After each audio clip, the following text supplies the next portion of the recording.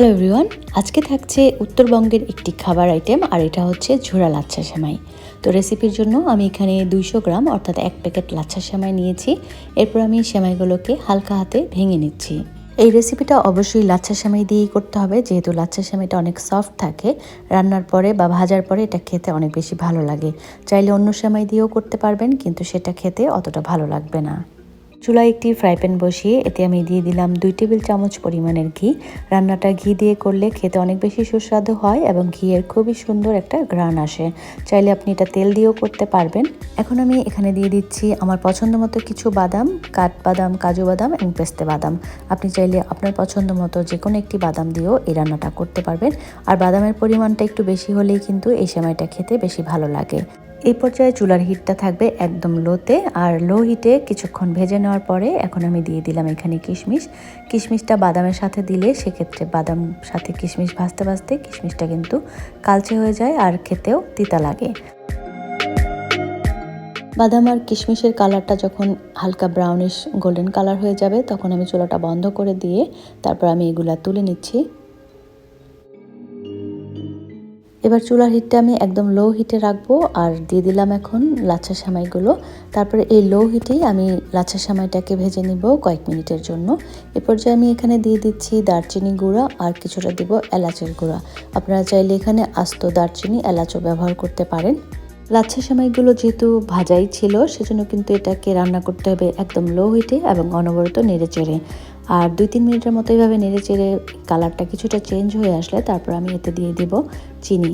আর এই সেমাইটা কিন্তু হালকা মিষ্টি খেতে ভালো লাগে। আপনি চাইলে আপনার পছন্দ মতো চিনিটা একটু বাড়িয়েও নিতে পারেন, আবার কমিয়েও নিতে পারেন।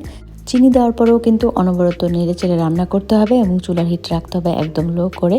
আর নাড়াচাড়া কোনোভাবেই থামানো যাবে না, তাহলে কিন্তু চিনিটা নিচ থেকে ক্যারামেলাইজড হয়ে এই সেমাইয়ের কালারটা চেঞ্জ হয়ে যাবে আর সেটা খেতে কিন্তু তিতা লাগবে। এছাড়া এই রান্নাটা যেহেতু কোনো ধরনের লিকুইড ব্যবহার করা হবে না, সেজন্য সম্পূর্ণ রান্নাটা করতে হবে চুলার হিটটা একদম লোতে রেখে এবং অনবরত নেড়ে চেড়ে।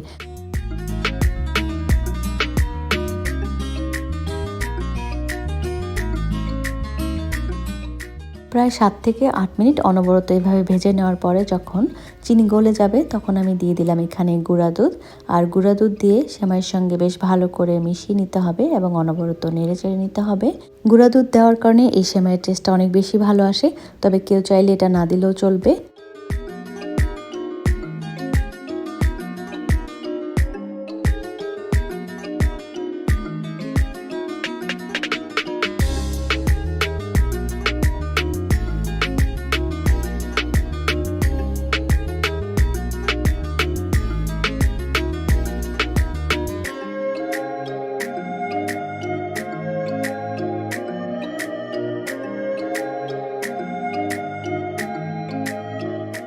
গুঁড়ো দুধ দেওয়ার পরে অনবরত নেড়ে চেড়ে এগুলোকে আমি ভেজে নিয়েছি প্রায় 4 থেকে 5 মিনিটের মতো এবং কালার কিছুটা কিন্তু চেঞ্জ হয়ে আসছে, সেটা আপনারা দেখে নিশ্চয়ই বুঝতে পারছেন।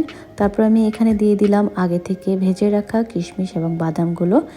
কিশমিশ বাদাম দেওয়ার পরে আমি এগুলাকে আরও প্রায় 2-3 মিনিটের মতো ভেজে নিব।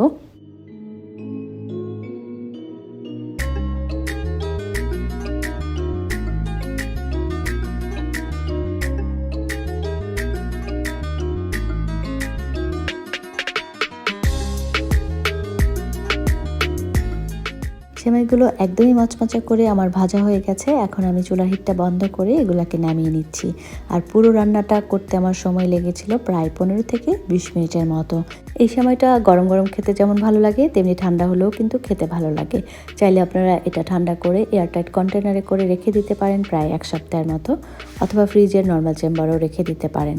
খুবই মজার এই রেসিপি। আপনাদের যদি ভালো লাগে তাহলে ভিডিওতে অবশ্যই লাইক, কমেন্ট, শেয়ার করবেন। সবাই খুব ভালো থাকবেন। আজ এ পর্যন্তই। আল্লাহ হাফেজ।